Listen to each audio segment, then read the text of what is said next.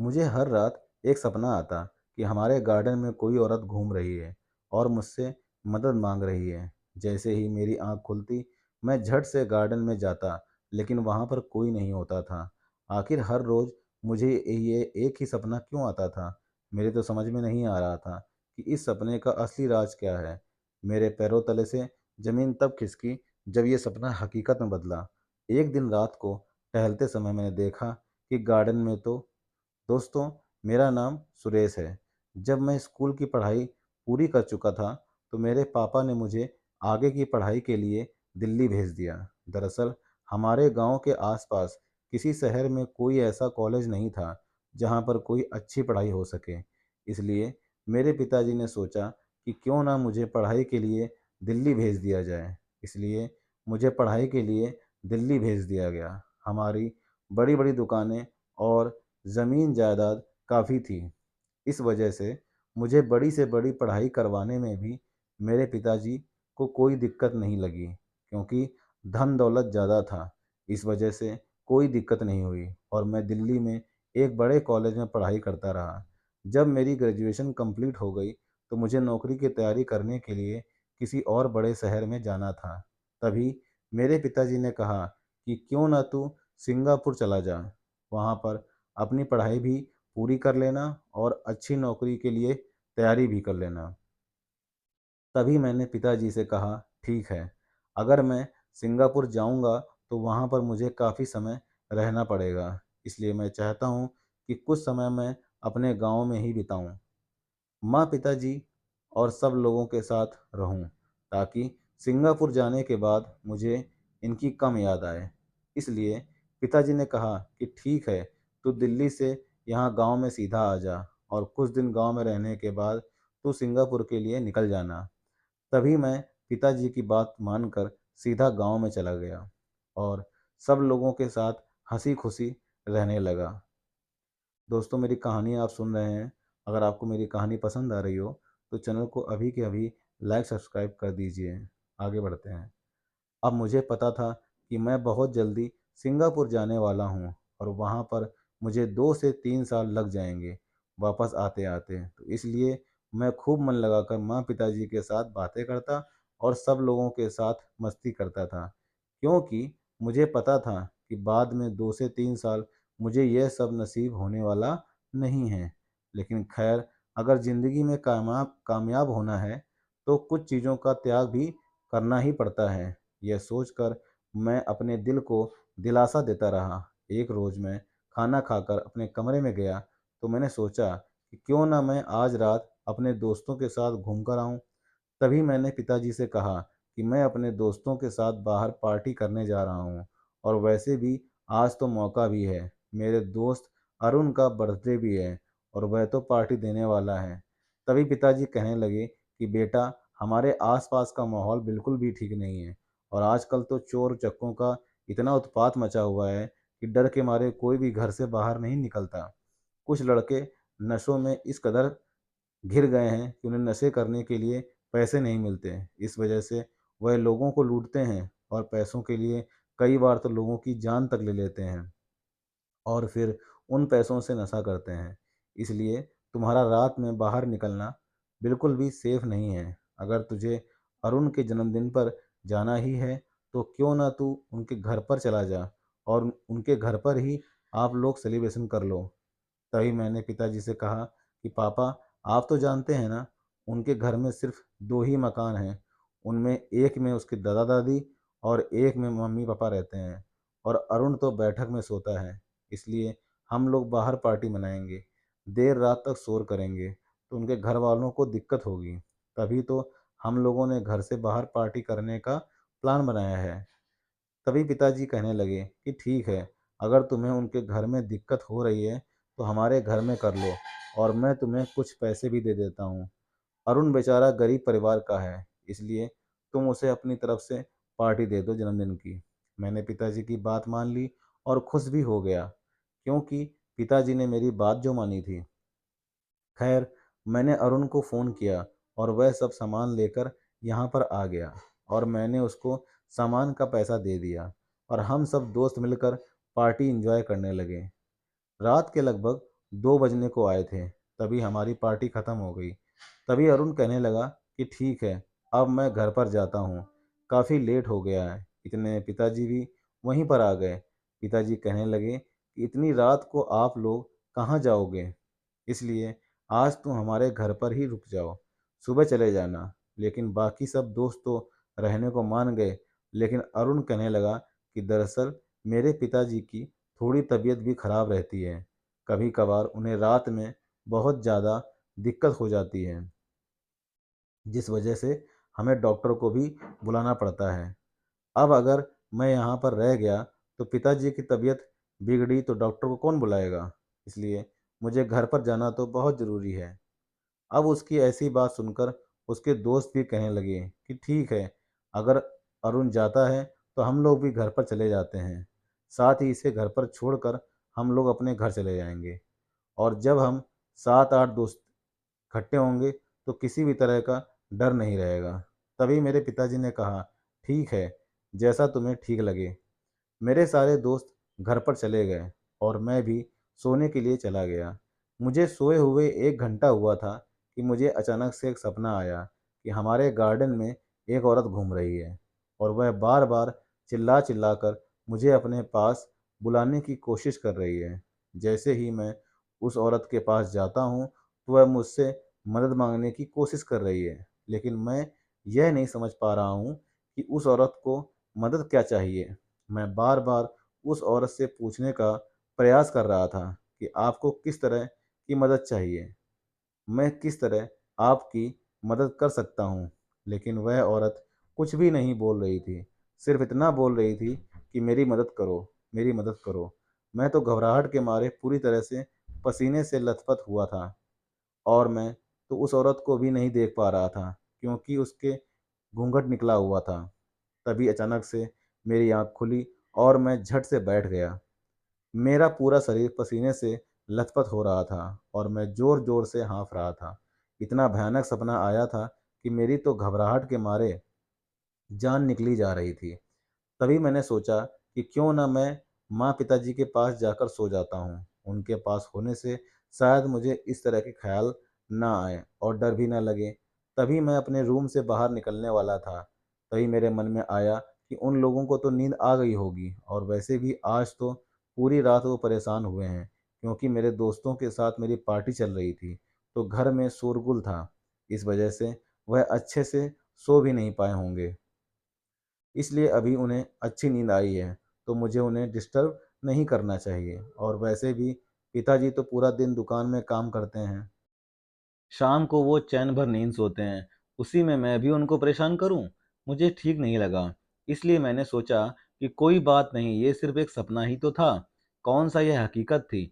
ऐसे ही कोई कोई बात दिन में मैंने सोच ली होगी, जिससे मेरे दिमाग के अंदर यह सब घूम रहा होगा। फिर मैं पानी पीकर सो गया और मुझे अच्छी नींद आ गई। सवेरे उठने के बाद तो मेरे दिमाग में सिर्फ वही बात चल रही थी कि आखिर उस सपने का मतलब क्या है? आखिर मैं यह सपना किसके साथ शेयर करूं? क्योंकि मैंने अपने दोस्तों के साथ शेयर किया तो वह लोग मेरा मजाक उड़ाएंगे और कहेंगे कि एक सपने से डर गया। और माँ पिताजी को मैं वैसे भी नहीं बता सकता था क्योंकि वह परेशान हो जाते।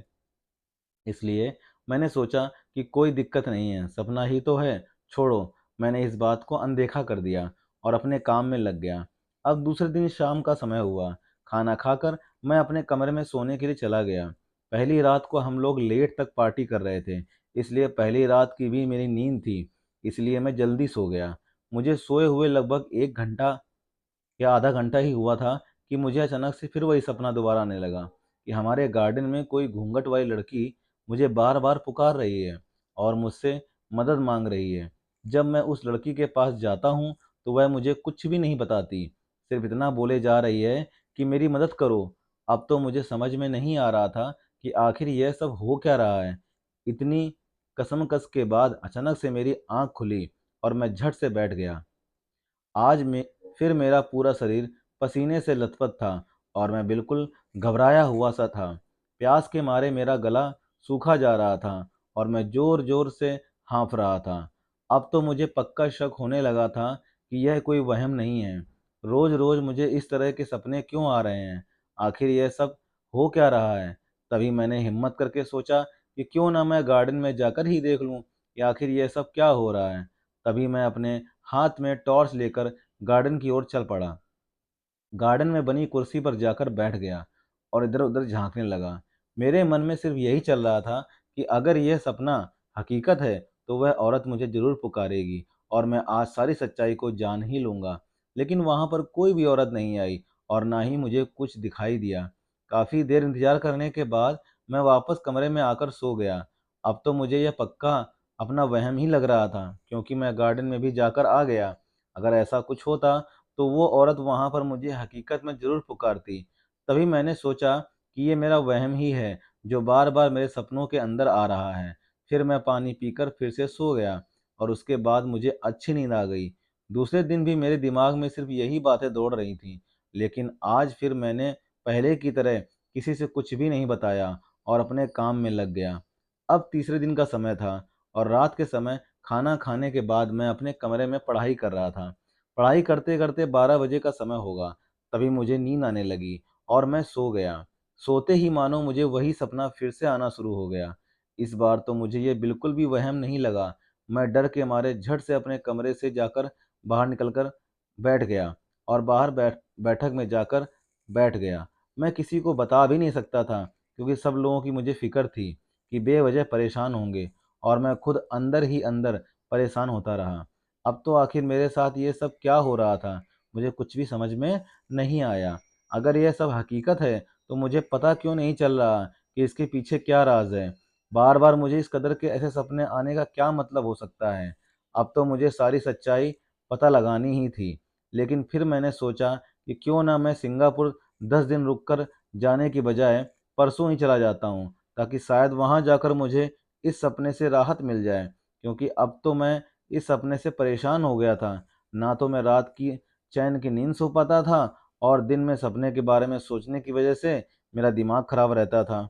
इसलिए मैंने पिताजी से दूसरे दिन बात की कि मुझे सिंगापुर जल्दी ही जाना है। तभी पिताजी कहने लगे कि तुम तो 10 दिन बाद जाने वाले थे, अचानक ऐसा क्या हुआ? मैंने पिताजी को कुछ भी बताना ज़रूरी नहीं समझा।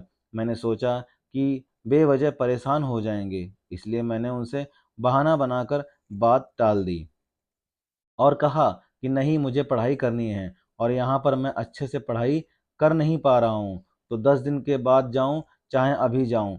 मैंने आप लोगों के साथ एन्जॉय तो काफ़ी कर ही लिया है, इसलिए क्यों ना मैं चला ही जाऊँ। तभी पिताजी ने कहा, ठीक है बेटा, जैसा तुम ठीक समझो। मैं तुम्हारी टिकट करवा देता हूँ और तुम अपनी पैकिंग शुरू करो। कल शाम की तुम्हारी टिकट करवा देता हूँ, तुम निकल जाना। तभी माँ कहने लगी कि ठीक है, आप लोग टिकट करवाइए और मैं तुम्हारी पैकिंग कर देती हूँ। साथ ही कुछ खाने-पीने की चीज़ें बना देती हूँ, जो रास्ते में तुम्हारे काम आएँगी। और मैं अपने कमरे में जाकर बैठ गया। ऐसे ही शाम का समय हुआ, खाना वगैरह खाकर मैं अपने कमरे में चला गया। मुझे तो बार-बार यही डर सता रहा था कि आज फिर मुझे वही सपना आएगा और मैं पूरी रात परेशान रहूँगा। मैं आखिर करूँ क्या? मुझे तो कुछ भी समझ में नहीं आ रहा था। तभी मैंने अपने दिल को दिलासा दिया कि कल तो सिंगापुर के लिए निकल ही जाऊँगा, तो मेरा इन सब से पीछा छूट जाएगा और मैं शांति से सो पाऊँगा। यही सोचकर मैं सोने जा रहा था, तभी मुझे एहसास हुआ कि शायद हमारे गार्डन में कोई घूम रहा है। मैंने अपनी खिड़की से गार्डन की तरफ देखा। मेरा कमरा दरअसल गार्डन के बिल्कुल पास में ही लगता था, इसलिए मैंने खिड़की से गार्डन की ओर देखा, तो मैंने देखा कि एक औरत हमारे गार्डन में घूम रही है। अब पहले तो मुझे डर लगा कि यह सब क्या हो रहा है, लेकिन फिर मैंने सोचा कि इस राज को जानने का यही तरीका है। मैंने झट से टॉर्च उठाई और गार्डन की तरफ चल पड़ा। गार्डन में जाकर देखा तो मुझे वहां पर कोई औरत दिखाई ही नहीं दी। तभी मैंने सोचा कि अभी कमरे से मैंने झांक कर देखा था, तो यहाँ एक औरत घूम रही थी और अब यहाँ पर कोई भी नहीं है। यह सब क्या चक्कर है? तभी मैं चिल्लाने लगा कि कौन हो, जो भी है, मेरे सामने आओ। तभी मैंने देखा कि पीछे से एक औरत मेरी तरफ चली आ रही है। मैं झट से उस कुर्सी से खड़ा हो गया और उनसे पूछने लगा कि क्या हुआ? जैसा मुझे सपने में दिखाई देता था, सेम वैसी ही हरकत आज मेरे हकीकत में मेरे साथ हो रही थी। वह औरत धीरे-धीरे मेरी ओर कदम बढ़ा रही थी। वो घूंघट में थी और बार-बार मुझे कह रही थी कि मेरी मदद करो, मेरी मदद करो। लेकिन इस बार सपने से कुछ अलग हो गया। वो औरत मेरे पास आई और मुझसे कहने लगी कि मैं तुम्हारे पिताजी का पहला प्यार थी। तुम्हारे पिताजी मुझसे प्यार करते थे और जब हम लोगों ने शादी करने की सोची तो उनके घर वाले नहीं माने। इस वजह से तुम्हारे पिताजी ने मुझे छोड़ दिया। तभी मैंने तुम्हारे पिताजी से कहा कि मुझसे शादी कर लो, वरना मैं अपनी जान दे दूंगी। तभी तुम्हारे पिताजी डर गए। वह सोचने लगे कि कहीं इसने अपनी जान दे दी तो मेरा नाम आ जाएगा और मेरा सब कुछ खत्म हो जाएगा। इसलिए उन्होंने पहले ही मुझे अपने रास्ते से हटाना ठीक समझा और मुझे मारकर इस गार्डन में दफना दिया। उस दिन से लेकर आज तक मैं यहीं पर भटक रही हूँ और सब लोगों से अपनी मदद की दुहाई मांग रही हूँ, लेकिन कोई भी मेरी मदद करने को तैयार ही नहीं था। तभी अचानक मेरा सामना तुमसे हुआ। मैंने देखा कि तुम उसी के बेटे हो और मुझे तुम्हारे अंदर से एक सच्चाई का एहसास हुआ। इसलिए मैं हर रोज़ तुम्हारे सपने में आने लगी और तुम्हें एहसास करवाने लगी कि कोई औरत तुम्हारे गार्डन में तुमसे मदद मांगने की कोशिश कर रही है। यह सब बातें बोलकर वो औरत वहां से गायब हो गई। अब तो मेरे पैरों तले से जमीन खिसक गई, क्योंकि मुझे सारा माजरा समझ आ चुका था। आखिर मेरे पिताजी ऐसा कैसे कर सकते हैं? किसी की जान लेना कितना बड़ा पाप है, और उन्होंने तो एक औरत की जान ले ली है जो बिल्कुल निर्दोष थी, और वह तो उनसे प्यार ही करती थी। भला उसने कौन सा बड़ा गुनाह कर दिया था? अब तो मुझे पिताजी से नफरत होने लगी थी, लेकिन मैं अभी कुछ भी नहीं कर सकता था, क्योंकि मेरे पास इतना पावर नहीं था और पिताजी के पास धन दौलत भी अधिक था। इसलिए मैंने सोचा कि मैं सिंगापुर चला जाता हूँ और वहाँ पर जाकर मन लगाकर पढ़ाई करने लगता हूँ, ताकि बड़ा अफसर बनकर मैं पिताजी को उनकी गलतियों का एहसास करवाऊँ और उन्हें सज़ा दिलवाऊँ। यह सब सोचकर मैं दूसरे दिन सिंगापुर के लिए निकल गया और वहाँ पर जाकर मन लगाकर पढ़ाई करने लगा। मेरे पिताजी के साथ मेरा बात करने का भी मन नहीं करता था, क्योंकि वो खूनी थे और एक पिता के साथ रिश्ता अलग और खूनी के साथ रिश्ता अलग होता है। यही सब सोचकर मैं अपने पिताजी को सज़ा दिलवाने के लिए दिन रात मेहनत करने लगा और उस औरत की आत्मा को शांति मिले। इसी वजह से मैं उस औरत के लिए, उसकी मदद करने के लिए तैयार हो गया था दोस्तों। अगर आपको मेरी कहानी पसंद आई हो तो चैनल को लाइक, सब्सक्राइब और शेयर करना बिल्कुल ना भूलें। मिलते हैं दोस्तों इसी तरह की सच्ची और अच्छी कहानी में। तब तक के लिए दोस्तों, जय हिंद, जय भारत। खुश रहिए, आबाद रहिए। कमेंट करके बताइएगा कि स्टोरी आपको कैसी लगी। धन्यवाद दोस्तों।